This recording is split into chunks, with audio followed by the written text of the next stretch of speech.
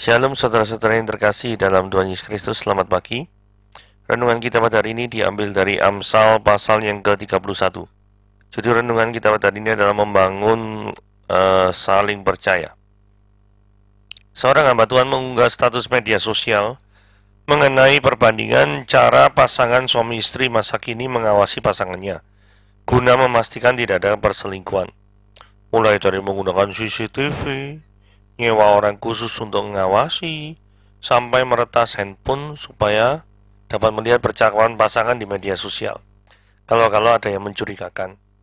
Tidak lupa dia berbagi tentang satu cara yang terbukti manjur karena sudah diterapkan dalam relasinya bersama sang istri, yakni saling menjaga kepercayaan.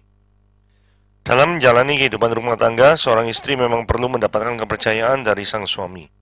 Inilah yang menjadikannya sebagai wanita yang cakap dan berharga, bahkan melebihi permata lainnya dalam ayat 10.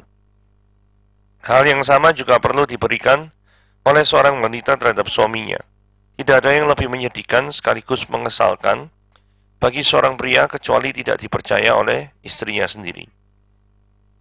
Dalam relasi antara suami istri, ketidakpercayaan justru dapat menjadi celah, bahkan pendorong untuk seorang mulai mencoba menjalin kedekatan dengan lawan jenisnya karena ada kebutuhan yang gagal dipenuhi pasangannya, tetapi diperoleh dari orang lain.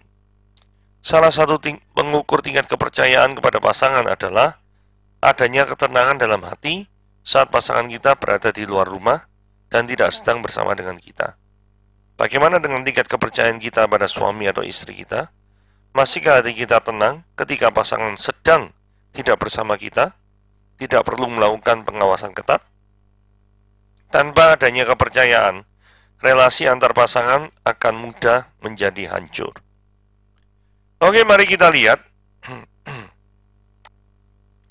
Hari ini judulnya adalah sebuah khotbah untuk para istri yang harus didengar oleh para suami. Gitu ya. Sebuah khotbah untuk para istri yang harus didengar oleh para suami. Oke. Mari kita lihat. Amsal pasal 31 ayat 10 sampai 31. Istri yang cakap, siapakah yang mendapatkannya? Dia lebih berharga daripada permata. Hati suaminya percaya kepadanya, suaminya tidak akan kekurangan keuntungan. Dia berbuat baik kepada suaminya dan tidak berbuat jahat sepanjang umurnya. Dia mencari bulu domba dan rami dan senang bekerja dengan tangannya. Dia serupa kapal-kapal saudagar dari jauh, dia mendatangkan makanannya. Dia bangun walau masih malam, lalu menyediakan makanan untuk seisi rumahnya dan membagi-bagikan tugas kepada pelayan-pelayannya perempuan. Dia membeli sebuah ladang yang diingininya dan hari hasil tangannya kebun anggur ditanaminya. Dia mengikat pinggangnya dengan kekuatan, dia menguatkan lengannya. Dia tahu bahwa pendapatannya menguntungkan pada malam hari. Pelitanya tidak padam. Tangannya ditaruhnya pada jentera, jari-jarinya memegang pemintal. Dia memberikan tangannya kepada yang tertindas, mengulurkan tangannya kepada yang miskin. Dia tidak takut pada salju untuk seisi rumahnya, karena seluruh isi rumahnya berpakaian rangkap. Dia membuat bagi dirinya permadani, lenan halus, dan kain ungu pakaiannya. Suaminya dikenal di pintu gerbang, kalau dia duduk bersama dengan para tua-tua negeri. Dia membuat pakaian dari lenan dan menjualnya. Dia menyerahkan ikat pinggang kepada pedagang. Pakaiannya adalah kekuatan dan kemuliaan. Dia tertawa tentang hari depan. Dia membuka mulutnya dengan hikmat, pengajaran yang lemah lembut ada di lidahnya. Dia mengawasi segala perbuatan rumah tangganya, makanan kemalasan tidak dimakannya. Anak-anak bangun dan menyebutnya berbahagia, pula suaminya memuji dia. Banyak wanita telah berbuat baik, tetapi engkau melebihi mereka semua. Kemolekan adalah bohong dan kecantikan adalah sia-sia. Tetapi istri yang takut akan Tuhan dipuji-puji. Berilah kepadanya bagian dari hasil tangannya. Biarlah perbuatannya memuji dia di pintu-pintu gerbang. Oke. Sekarang kita lihat ya. Ayat 10, istri yang cakap, siapakah yang mendapatkannya? Dia lebih berharga daripada permata. Jadi istri yang cakap dibandingkan dengan permata di dalam ayat 10 ini. Memang, permata adalah memang benda yang sangat berharga. Bahkan, sebagian orang tertentu itu lebih memilih permata daripada bersama dengan sang istri. Kenapa? Karena pikirnya dengan permata, dengan uang ya maksudnya ya, dia bisa melakukan apapun yang dia bisa inginkan. Tapi kalau bersama dengan istri, maka kebebasan akan menjadi terkekang. Tapi benarkah demikian? Istri memang membuat kebebasan suami menjadi terhalangi. Tetapi hal yang perlu direnungkan adalah begini. Apakah dengan kebebasan yang diagung-agungkan oleh sang suami tadi dia, dengan mengutamakan kebebasan lebih dari segalanya, maka kebahagiaan yang sejati itu bisa muncul. Karena kalau tidak ada rem daripada sang istri, maka suami bisa kebablasan berbuat hal-hal yang ngawur-ngawur gitu ya toh. Saudara, untuk menjawab pertanyaan ini, saya akan berikan ilustrasi ya. Para pria biasanya kan seneng naik mobil, atau kegemarannya itu nyetir mobil, gitu ya toh. Ada orang tertentu itu yang nggak mau disetirkan. Pokoknya kalau naik mobil pasti ya pengen nyetir gitu ya toh. Nah, coba pikirkan ya. Ilustrasi ini ya kan dekat dengan para pria ya. Cobalah pikirkan kenikmatan naik mobil. Naik mobil itu ono gas, ono rem, bener ya?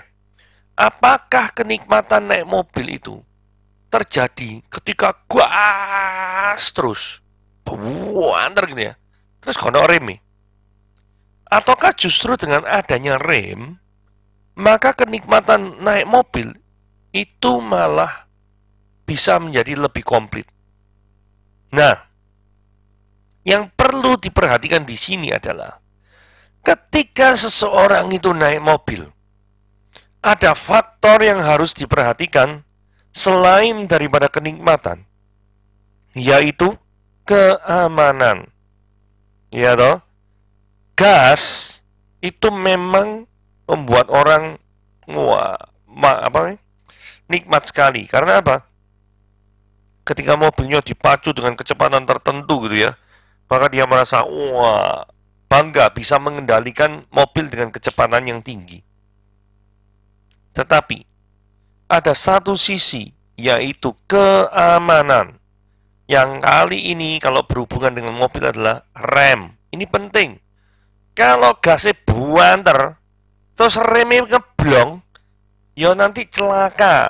Gitu. Kenikmatan yang dirasakan itu tidak ada gunanya. Maka akan terjadi kecelakaan yang justru akan lebih parah. Justru keamanan dalam mengendarai mobil itu jauh lebih penting daripada kenikmatannya. Karena apa? Karena kalau Anda itu gasnya tinggi, tapi tanpa diimbangi dengan rem yang mumpuni, maka nyawa Anda adalah taruhannya. Jadi, kesimpulannya adalah, seringkali kita memperhatikan kenikmatan, atau dalam konteks ini adalah kebebasan, daripada keamanan.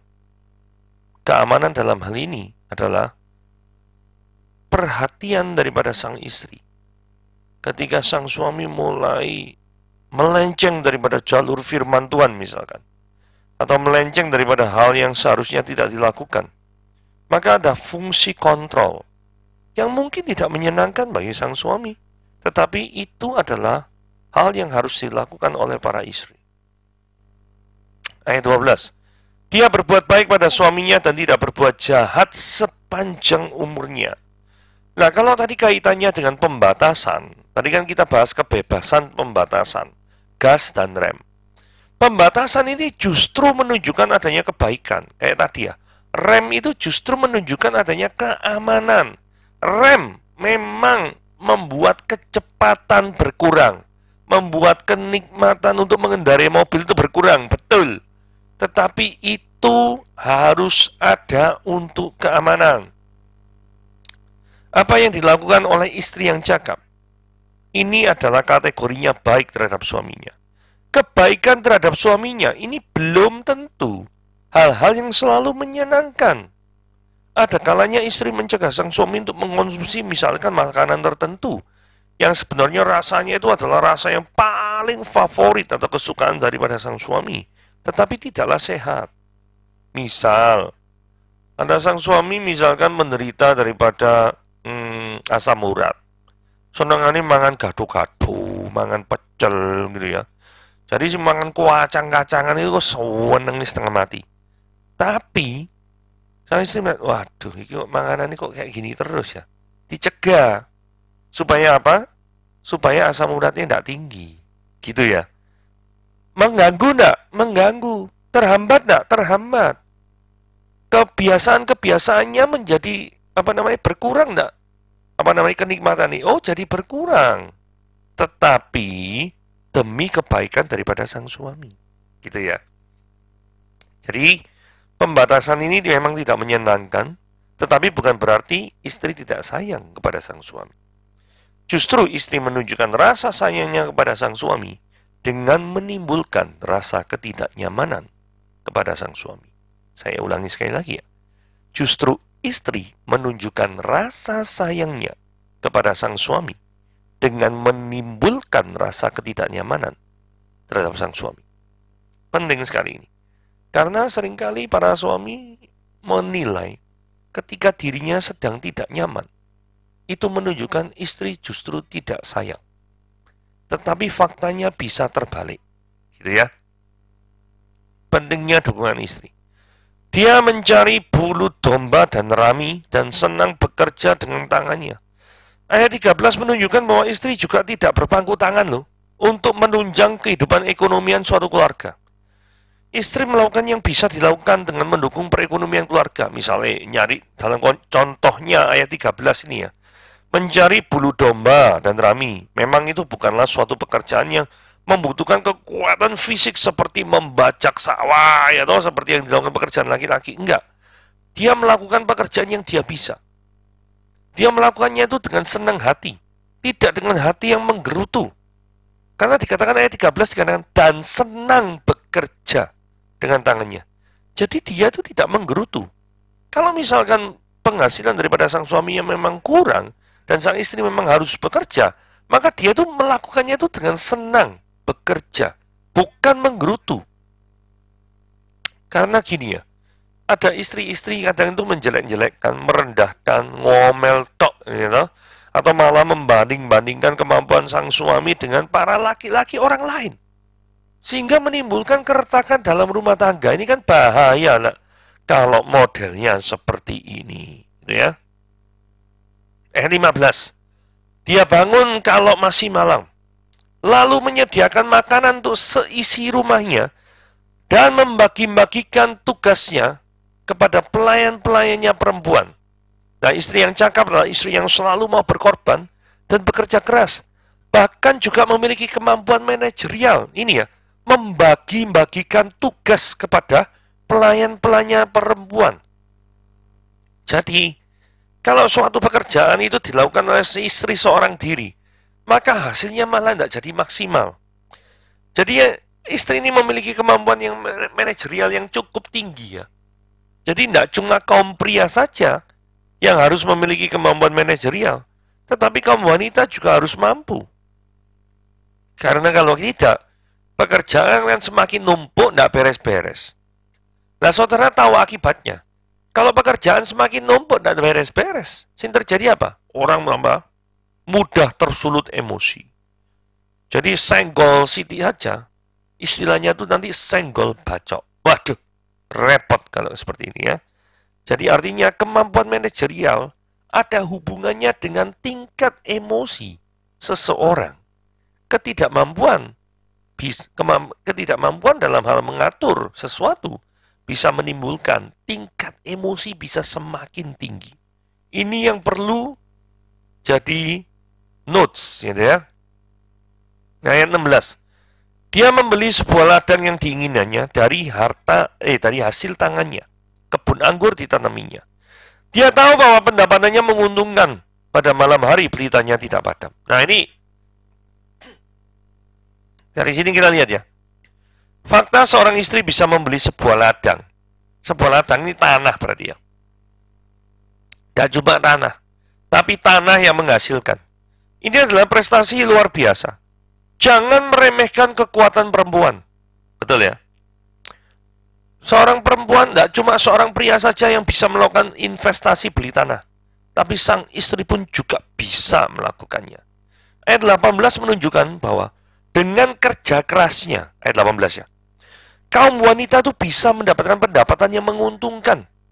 Ilustrasinya pendapatan yang menguntungkan itu gini ya, gambarannya pada malam hari, pelita tidak padam. Kenapa kok gambaran pendapatan menguntungkan itu dibandingkan dengan pelita tidak padam? Pelita itu kan butuh minyak tuh ya.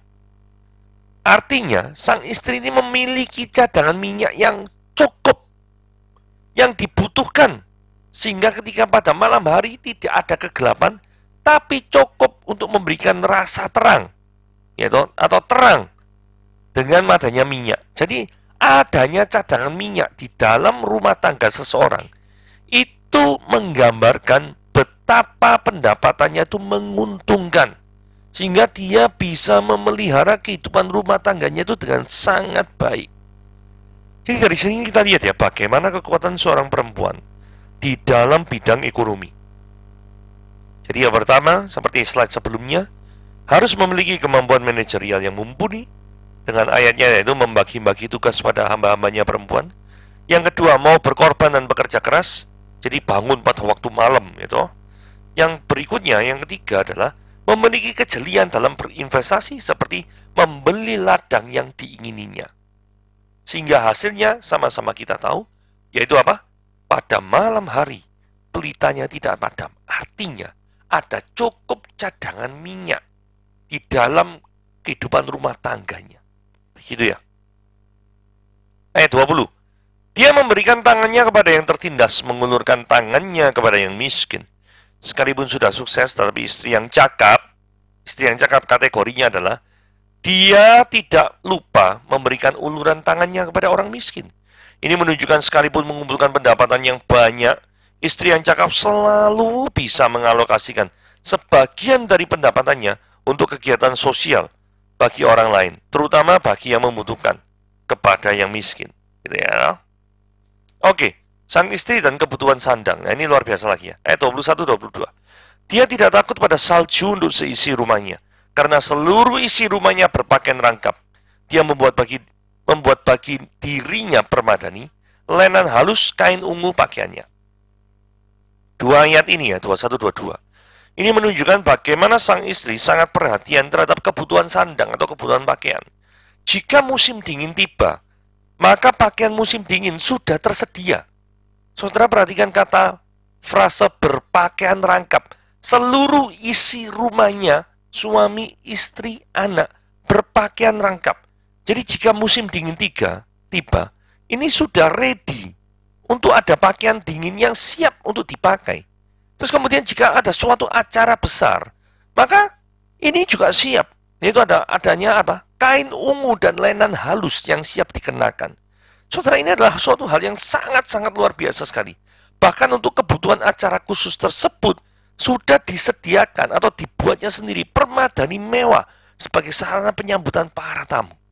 Saudara, lihat betapa besarnya pengaruh seorang istri dalam kehidupan rumah tangga. Keahlian dan pendapatan. Dia membuat pakaian dari lenan dan menjualnya. Jadi dia tidak cuma membuat pakaian rangkap seperti tadi ya. Dia tidak cuma untuk membuat pakaian dari kain ungu, dia juga membuat pakaian dari lenan, dan tujuannya adalah salah satunya untuk menjualnya. Sekali lagi, ini berkaitan dengan kemampuan ekonomi, kemampuan berdagang, kemampuan mencari uang daripada sang istri. Dia menyerahkan ikat pinggang pada pedagang, itu juga menjual. Jadi sang istri yang cakap ini membuat usahanya dari apa yang bisa dilakukan oleh tangannya.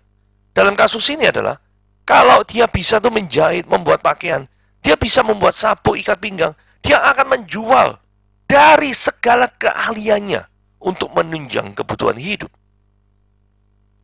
Istri yang cakap dan lidah bibir. Nah, ini penting sekali ya. Kategori berikutnya untuk istri yang cakap adalah istri yang menjaga lidah bibirnya. Karena istri yang memiliki kelemah lembutan dalam buah bibirnya. Jadi ini adalah istri yang paling karakteristik, yang paling penting, yang perlu dimiliki. Jadi lidah bibir ini bukan digunakan untuk menggosipkan hal-hal yang tidak berguna, melainkan digunakan untuk mengajarkan hal-hal yang berhikmat. Saudara, ayat 26 dikatakan dia membuka mulutnya dengan hikmat. Itu kepada siapa? pengajaran kepada anak-anaknya atau kepada orang lain. Kategori berikutnya istri yang cakap adalah istri yang selalu mendukung suaminya. Bukan istri yang selalu merongrong suaminya. Atau bahkan menjatuhkan atau menjelekkan. Jadi seringkali lidah bibir ini sangat berkaitan dengan status seorang istri itu cakap atau tidak. Pengajaran dengan lemah lembut, bukan dengan nada yang menekan atau mengintimidasi. Tetapi pengajarannya dengan lidah bibirnya itu dengan lemah lembut. Ini firman Tuhan di ayat 26 jelas dikatakan. Sehingga karakteristiknya ini penting sekali ya. Nah, sesungguhnya apa yang paling penting bagi seorang istri? Saudara, lihat ayat 30. Kemolekan adalah bohong, kecantikan adalah sia-sia. Tetapi istri yang takut akan Tuhan dipuji-puji. Ini yang paling penting bagi seorang istri adalah takut akan Tuhan. Kondisi sekarang, saudara-saudara, penampilan itu lebih utama daripada kerohanian. Operasi plastik itu jauh lebih penting daripada kerohanian yang bertumbuh. Sehingga orang bingung, kalau misalnya, lu hidungku kok agak mencong, kok agak pesek, gitu ya. Itu jauh lebih penting daripada bagaimana caranya saya bisa bertumbuh secara kerohanian. Saudara, kita hidup di zaman yang seperti itu. Sehingga firman Tuhan perlu mengingatkan kita lagi di ayat 30. Kemolekan adalah bohong, kecantikan adalah sia-sia. Firman Tuhan justru berkata sebaliknya, istri yang takut akan Tuhan itu jauh lebih menarik daripada operasi plastik yang disanjung tinggi untuk membuat orang awet muda. Saya tidak anti operasi plastik. Tetapi kalau misalkan ada orang yang terobsesi operasi plastik lebih tinggi daripada obsesi dia terhadap firman Tuhan, ini sangat-sangat berbahaya.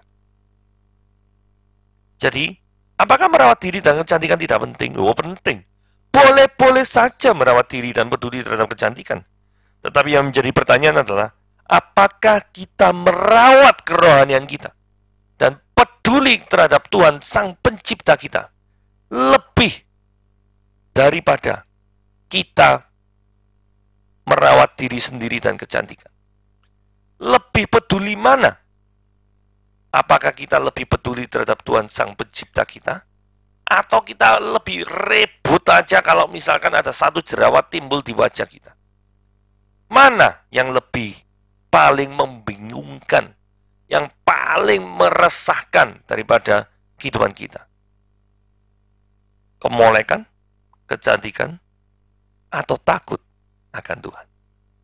Oke, kiranya renungan pada hari ini yaitu sebuah khotbah untuk para istri yang harus didengar oleh para suami, bisa membuat renungan hari-hari kita akan menjadi lebih baik. Tuhan Yesus memberkati.